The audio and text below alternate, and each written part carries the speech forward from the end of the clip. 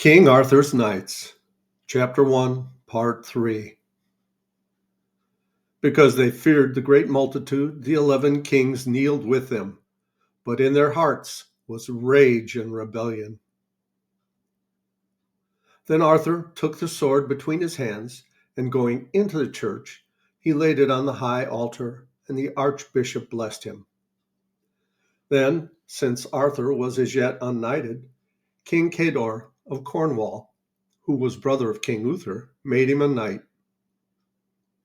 Standing up in the sight of all the people, lords and commons, Arthur laid his left hand upon the holy relics. Then, lifting up his right hand, he swore that he would be a true king, to stand forth as their ruler in justice and mercy, to keep them from oppression, to redress their wrongs, and to establish right throughout the length and breadth of his dominions. Men went forth from the church in great joy, for now they had a king they loved, and they felt that the land was safe from civil strife and the griefs of war. When Arthur in his palace at London had received the homage of all the lords and princes from the lands south of Humber, he appointed his officers. Sir Kay he made seneschal, or steward, and Sir Bodwin was made constable, and Sir Ulfius he named chamberlain of his court. By the counsel of Merlin, he made Sir Bedivere warden of the northern marches, for the lands of the 11 kings lay mostly in the country north of Trent. And though those princes had yielded lip service to Arthur, Merlin knew that in their hearts they nurtured the seeds of conspiracy. King Arthur made a progress through all his territories, staying at the halls of those who did service for the lands they held for him. And he commanded all those who had suffered evil or wrong to come to him, and many came. The king's wrath when he heard a tale of a woman and orphans wronged or robbed or evilly treated by proud or powerful lords and knights was terrible to see. Many were the pale captives he released from their deep dungeons. Many were the tears he wiped away. And hard and heavy was his punishment of evil lords who thought their power would forever shield them from penalty for their cruelties and oppression.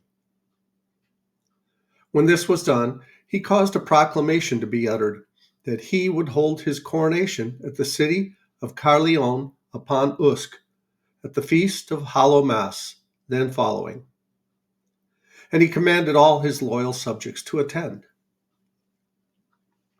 When the time came, all the countryside on the marshes of Wales was filled with the trains of noblemen and their knights and servants gathering toward the city. As Arthur looked from the windows of the palace which the Romans had builded, and which looked far and wide over the crowded roads, word was brought to him that 6 of the kings who had resented his kingship had come to the city.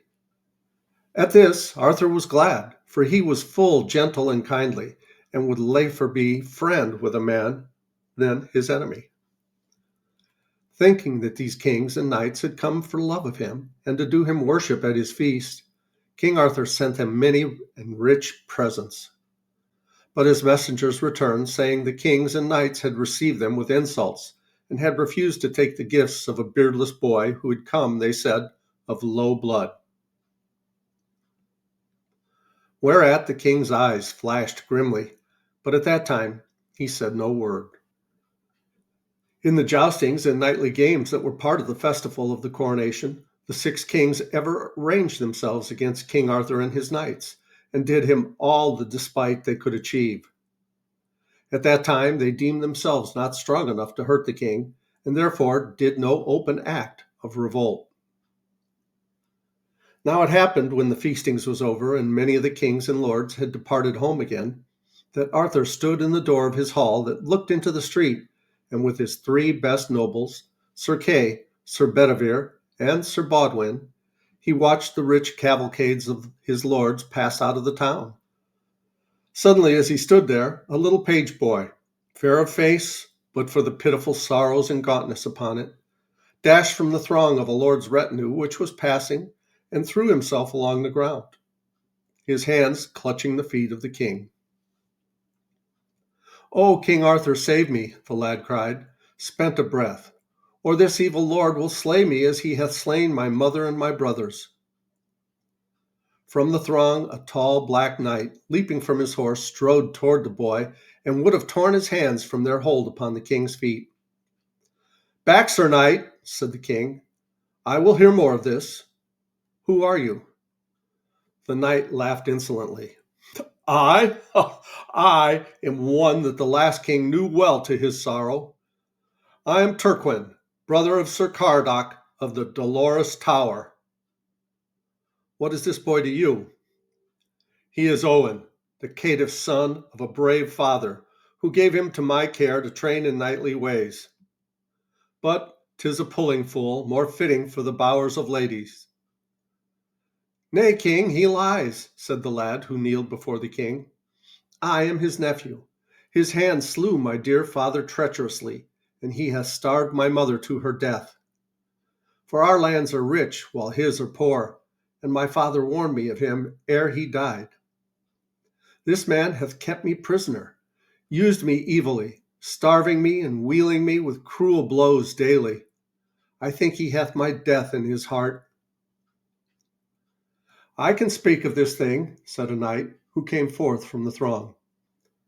"I am Sir Miles of Bandon. I know this lad speaks truth, for his father was mine own dear cousin. This Sir Tarquin is a felon knight." The brow of the king went dark. He looked from the cruel, insolent face of the Black Knight to the wan, beseeching face of the lad. "Hark ye," said Arthur to Tarquin, and his voice was terrible, for all that it was very quiet. "Ye shall answer to me in my justice for any evil you have done this young boy or his people. When I send for thee, come at once, or it will be worse for thee. The boy stays with me. Now, begone."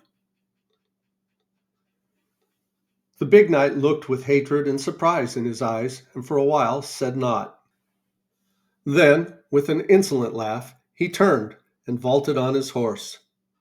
"Ha! I may come when thou dost not expect me, Sir King," he said, mocking, and shot an evil look at the young page. Thenceforward the young page Owen stayed in the court, doing his services deftly and quietly, with an eye ever on the king to do his bidding. One night, when a storm raged and the town lay dark and quiet, King Arthur sat in his hall. Sir Kay and Sir Bedivere told tales, or the king's bard sang songs to amuse him, while above them moved young Owen, noiselessly of step, quick of eye, and as restless as an unquiet spirit. Anon, the lad would pass through the arras, creep to the great outer door, and look at the porter in his room beside it. Then he would stand at the wicket and listen to the rare footsteps pass down the road, and when the rising wind keened and shrilled through the crannies, he would glance about him with quick looks, as if in fear of an enemy. Once he went to Falk, the king's porter, and said, "'Tis a stormy night, Sir Falk. I doubt few are about the streets of Caerleon on such a night." "Few indeed," said Falk. "Yet methought but now I heard the rattle of a bridle in the distance, as if a steed stood in armor." "I heard not," said Falk. "'Twould be but the grinding of a chain beside a horse block." Young Owen went away, and sat where the king and his knights listened to the marvelous tales of the wise Gildas, who told of most terrible witches and warlocks in the wizard woods of Brittany. Again the lad approached the door and listened. Then, going to the porter, he said, "This drenching storm will tear the last poor leaves from the forest trees, I ween, Sir Falk." "Of a truth," said the porter, "'tis over late for leaves. They be stuck in the mire of the rides long ere this." "They could not be blown so far in this gushing storm," said the page, "and therefore I have deceived myself. But I thought I heard the rustle of leaves on the stones before the door but now." "It could not be," said the porter. "It was doubtless the gouts of water from the roof of the hall thou didst hear." Owen went away, but in a little while returned, and softly opened the wicket panel in the door a little way, and looked forth into the roaring darkness of rain and wind. Think you, Sir Falk, he said, going to the porter, that the witches from the woods of Den do send their baleful fires on such a night as this to lead poor houseless wretches into the marsh below the wall? The porter laughed. Thou art overfull of fancies tonight, young sir, he said. Have no fear of witches. We're all safe and sound here till the blessed daylight comes, and none need stir out till then. Methought I saw a flash in the dark but now, said Owen, as if 'twas the gleam of a sword or a wandering marsh fire. Not a doubt 'twas but a lightning flash, returned the porter. Now go ye, for I hear the king moving towards bed.